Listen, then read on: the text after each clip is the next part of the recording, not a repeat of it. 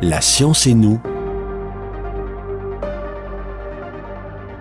Une émission proposée par Sylvie Vauclair.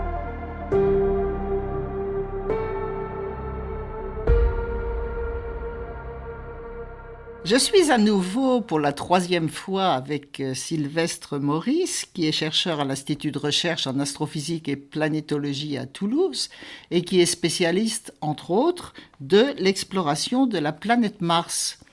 La semaine dernière, il nous a expliqué comment les observations in situ de la planète Mars avec le rover Curiosity ont montré que Mars a été habitable au début du système solaire.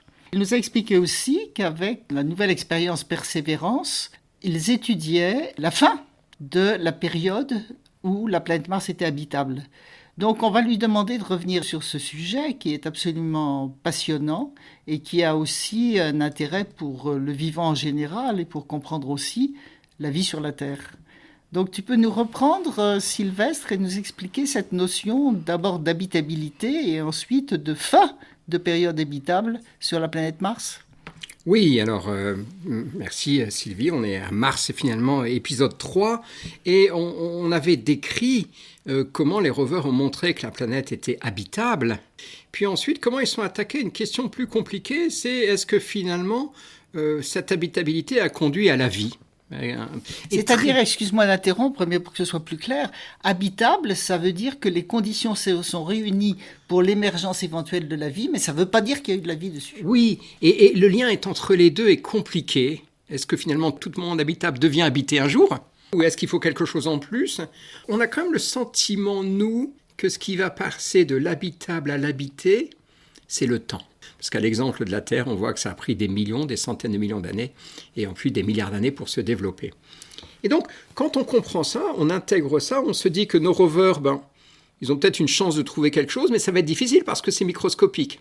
Par contre, là où ils sont très doués, c'est dans leur capacité à rouler. Alors, on va rouler des dizaines de kilomètres, c'est pas mal, hein, c'est beau, sur une planète, à collecter des échantillons, ça ils savent faire.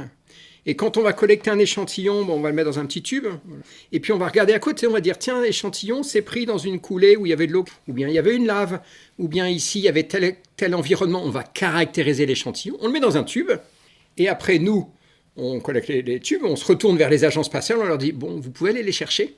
Ça s'appelle le programme de retour d'échantillons. Alors, c'est un peu pour nous ce qu'on appelle l'apogée de l'exploration martienne, c'est la capacité à ramener un jour sur Terre des échantillons. C'est-à-dire qu'avec Persévérance, il y a des échantillons qui sont enfermés, protégés, qui sont laissés quelque part pour qu'une autre mission vienne les chercher. Exactement. Alors ça, c'est une constante chez nous. Ça fait 30 ans qu'on nous dit « Vous voulez quoi, les planétologues ?» On a dit « On veut des morceaux de Mars dans notre laboratoire. » On va voir pourquoi. Mais comment on le fait ? Eh bien, on collecte. On en a fait un peu plus d'une trentaine. On en a déposé 10 par terre. Ça, on peut toujours aller les chercher.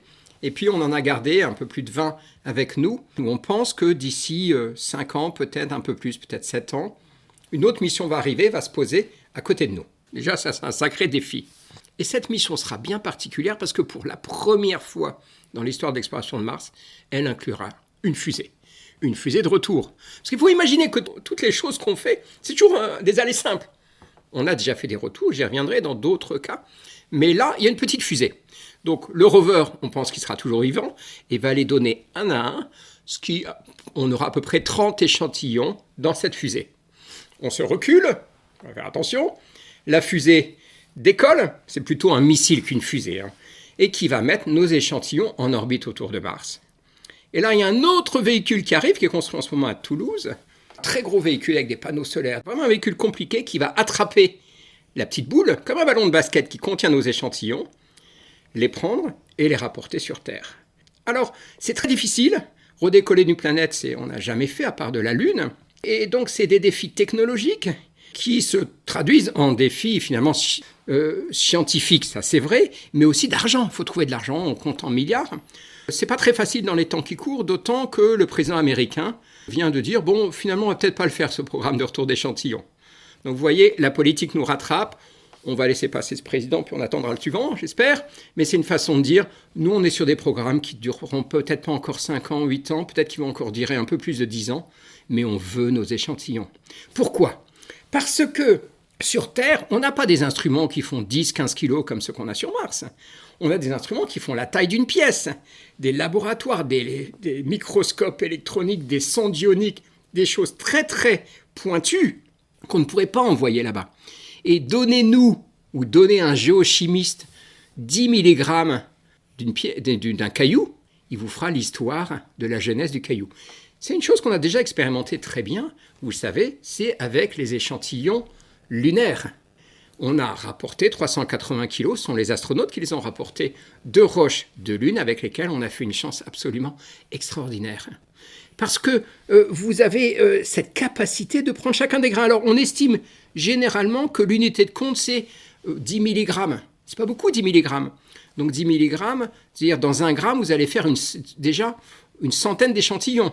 Et notre projet, c'est de rapporter 300 grammes d'échantillons de Mars. Nos 30 échantillons auront chacun 10 grammes, ça fait 300 grammes. Et donc ça fait potentiellement des dizaines de milliers d'études différentes. Et là, je pense qu'avec ces échantillons, on pourra dire si il y a eu dans le passé de la vie sur Mars. Mais alors là, donc, il s'agit de faire des études chimiques, physico-chimiques des échantillons, de retrouver l'historique, géologie, je ne sais pas comment on dit pour Mars. Géologie, ouais. Et on dit aussi géologie pour Mars. C'est de la géole. Mais comment est-ce que pratiquement, en étudiant ces échantillons, vous pouvez avoir la certitude qu'il y a eu de la vie? Donc la vie laisse des traces dans ces échantillons qui sont tout à fait particulières par rapport à l'évolution chimique normale. Exactement. On a ce qu'on appelle des marqueurs de la vie, donc qui est autour de la chimie organique, ce qu'on appelle des signatures, des biosignatures, des signatures biologiques, qui survivent. Ça peut être des rapports isotopiques. Là, ça peut être, donc, c'est-à-dire les isotopes de certains éléments sont biaisés par la présence de la vie. Ça peut être aussi des phases minérales. Je donne un exemple tout bête, et c'est une analogie qui est un peu simpliste. Vous prenez un œuf, l'œuf, vous voyez bien qu'à l'intérieur, ça peut faire du vivant, ça fait même des petits poulets de temps en temps. Mais la coquille d'œuf, c'est un minéral. C'est un minéral fabriqué par la vie. Mais c'est une phase tout à fait minérale, c'est un biominéral sans problème. Et donc, est-ce qu'il n'y a pas des phases minérales qui sont créées par la vie? Donc, c'est très difficile ce qu'on va chercher. Ça veut dire, pardon, qu'une coquille d'œuf ne pourrait pas être créée de façon non vivante. Il faut que ce soit la vie. C'est difficile de savoir ce qui a besoin de la vie et ce qui n'a pas besoin de la vie pour être créé. Exactement, c'est la bonne question. Et d'ailleurs, à tel point qu'un jour, on avait dans une roche, une météorite, trouvé une petite trace de vie, où on pensait que, on avait découvert la vie ailleurs. Enfin, on ne sait pas, mais sur une météorite, et puis on s'est rendu compte que c'était de la contamination. Effectivement, ça va être ça l'épreuve de la science, et je pense que ça va être ça notre devoir, à chaque fois qu'on voit quelque chose, de dire c'est pas la vie, et quand les données s'accumuleront, on finira par se donner raison. Donc on va analyser ces échantillons dans des laboratoires qui sont très compliqués, qui ont été entraînés avec des échantillons de la Lune. Vous savez qu'on a nos échantillons de la Lune. Alors, les échantillons de la Lune, c'est assez amusant parce qu'ils viennent des missions Apollo, ils viennent des missions soviétiques, les Luna 16, 20, 24, qui étaient des retours automatiques de la Lune. On les a un peu oubliés parce que ça a été occulté par les missions Apollo. Mais les soviétiques avaient posé des véhicules qui redécollaient, rapportaient des échantillons. Ça vient aussi des 2 missions récemment des Chinois qui ont fait la mission Chang'e 5 sur la face visible et Chang'e 6 sur la face cachée. Ils ont ramené à peu près à chaque fois 2 kilos. Donc on a comme ça des échantillons de Lune. On en a plusieurs qui sont dans des grands laboratoires bien fermés, on les appelle les trésors de l'humanité. J'aime beaucoup ce mot, parce qu'en général, la nation qui a été les chercher, les analyse un peu au début, mais après, elle en donne dans tous les laboratoires du monde, on se les échange. Et ici, dans notre laboratoire à l'IRAP, ici, sous nos pieds, on a des échantillons de la Lune. On a des échantillons d'astéroïdes. On a fait des missions de retour d'échantillons d'astéroïdes, et c'est en particulier les Japonais qui font ça très bien, les missions Hayabusa 1 et Hayabusa 2. On a Bennu, c'est-à-dire Bennu, c'est un astéroïde qui a été visité par Osiris, les Américains. Donc, on a comme ça une collection d'échantillons extraterrestres qu'on est allé chercher. C'est très important que les auditeurs se rendent bien compte de collaboration internationale dans ce domaine, parce qu'il y a d'autres idées qui courent toujours entre les pays, les frontières, et là, il y a quand même une collaboration importante. Alors, notre discipline est basée sur cette collaboration. Je crois que Sylvie, tu as raison. Elle est aussi basée sur la compétition. On ne néglige pas, parce que c'est un peu le moteur d'un chercheur. Il veut faire quelque chose que personne n'a jamais fait, il préfère être le premier à le faire. Donc la compétition est importante, la collaboration est importante, et l'équilibre des deux, c'est ce qui nous fait tenir. Et donc on collabore entre les grandes puissances spatiales. Là, on parle d'espace, que sont les États-Unis, historiquement l'Union soviétique qui deviendra la Russie, l'Europe, et puis des nations plus jeunes comme l'Inde, le Japon et la Chine. Donc il y a 6 grandes nations, puis il y a plein de pays qui vont s'y associer. La collaboration fondamentale on est tellement intrigués les uns avec les autres que quand il y en a un qui tousse, les autres s'enrhument. Et c'est ce qu'on voit en ce moment, puisque on voit les Américains qui remettent en question beaucoup de choses et les collaborations qui sont en danger. Mais tu l'as bien dit, que ce soit dans l'espace et quand ça sera au sol, on va s'échanger les échantillons. De toute façon, il faut qu'il y ait plusieurs études différentes, indépendantes et qui contradictoires s'il le faut. Voilà. À grande, évidemment, découverte. Oui. Il va falloir des grandes preuves. Et je pense que, et peut-être pour terminer cette histoire de vie sur Mars, on avait déjà dit dans un de nos épisodes que découvrir l'habitabilité, ça avait changé mon regard de l'univers en disant il doit y avoir beaucoup de planètes habitables partout dans l'univers.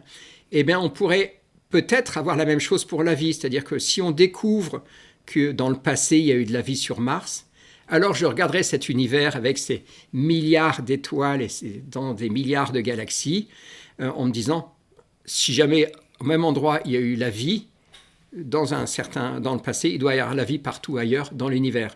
Donc ça va nous aider à penser différemment l'univers, et puis peut-être dans une thématique qui est celle de mieux comprendre comment la vie apparaît sur une planète, parce que malheureusement, cette histoire, la Terre l'a oubliée. C'est une bonne conclusion pour cette émission. Je crois qu'on ne va pas se quitter pour autant, parce que j'ai envie que tu nous parles de quelque chose un petit peu différent, qui est le son dans l'atmosphère de la planète Mars. Donc, est-ce que tu veux bien revenir encore une fois pour nous parler du son, parce que je crois que vous avez fait des découvertes passionnantes sur la propagation du son dans la planète Mars. Je reviendrai bien volontiers.